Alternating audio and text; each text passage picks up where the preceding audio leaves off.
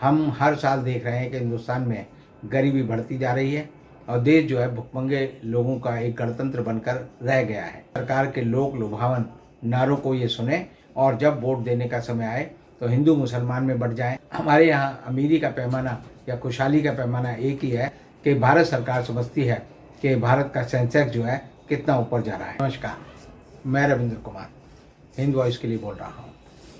कल देश अपना स्वतंत्रता दिवस मनाने जा रहा है और यह दिवस जो है देश के 140 करोड़ लोगों के लिए एक पवित्र त्यौहार का दिन है।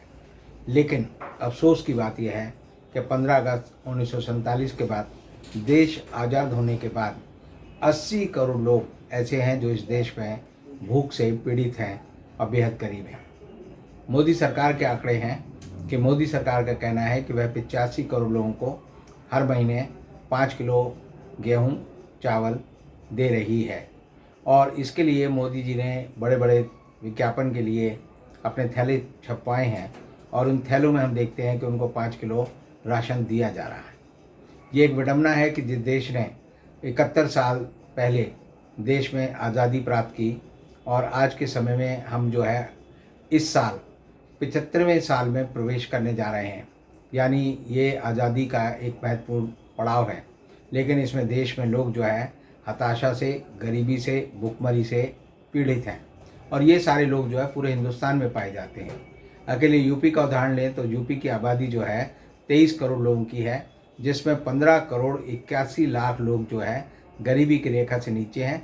अर्थात सरकार मानती है कि उनके पास रहने के लिए घर नहीं है, उनके घर में कोई आमदनी का जरिया नहीं है, घर में कोई व्यक्ति जो है सरकारी नौकरी या स्थायी नौकरी में नहीं है, उनके पास जो है मोटरसाइकिल या दूसरी कोई सुविधा नहीं है।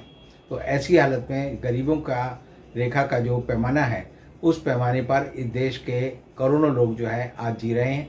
और कल प्रधानमंत्री लाल किले पर खड़े होकर जो भाषण देंगे उसमें इन 85 करोड़ भूखे और गरीबी की रेखा से नीचे वाले लोगों के लिए क्या आपको लगता है कि कोई संदेश होगा? हम हर साल देख रहे हैं कि हिंदुस्तान में गरीबी बढ़ती जा रही है और देश जो है भुखमंगे लोगों का एक गणतंत्र बनकर रह गया है। इन लोगों का सिर्फ एक ही काम है कि सरकार के लोक लुभावन नारों को ये सुने और जब वोट देने का समय आए तो हिंदू मुसलमान में बढ़ जाएं या सरकार के समर्थन में, सरकार के लालच में आकर जो है सरकार को वोट दे दें।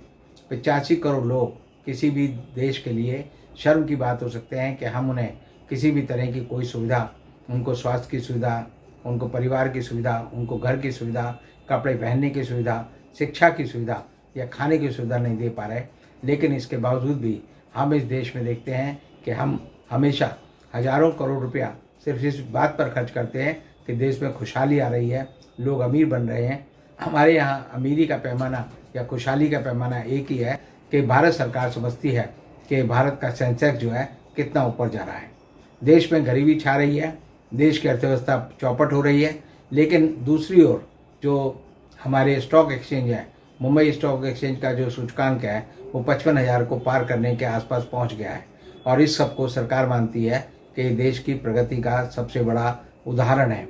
लेकिन देश के 85 करोड़ लोग जिनके घर में दिया नहीं जलता, चूल्हा नहीं जलता, उनके लिए यह एक विडंबना की स्थिति है और इसी विडंबना के साथ जो है हम अगले नए स्वतंत्रता संग्राम का जो साल है उसमें हम प्रवेश करेंगे और उसके बाद पूरा देश जो है तिरंगे को लहराते हुए सोचेगा कि अब हमारे अच्छे दिन आने वाले हैं।